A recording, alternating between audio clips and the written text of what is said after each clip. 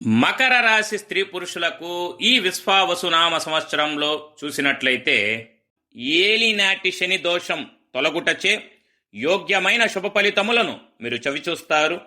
ధనము, కుటుంబము, సంపదకు కారణమైన గురు భగవానుడు మే 14వ తేదీ నుంచి షష్టమ స్థానమైన మిథున రాశి యందు సువర్ణమూర్తిగాను మీకు చక్కటి స్వస్థతను, స్వచ్ఛమైన ఆరోగ్యాన్ని, శత్రువులపై విజయాన్ని కలిగిస్తుంది. జనాదరణ పొంది గంభీరమైన వారుగా మిమ్మల్ని అందరూ ఇష్టపడతారు.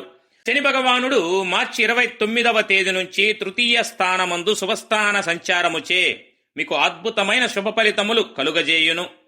ఇది శని యొక్క స్వక్షేత్రమగుట అందున ఏలినాటి శని దోషం పూర్తిగా తొలగి మీరు పట్టినది బంగారమా అన్నట్లుగా మీ పరిస్థితులు ఉండును.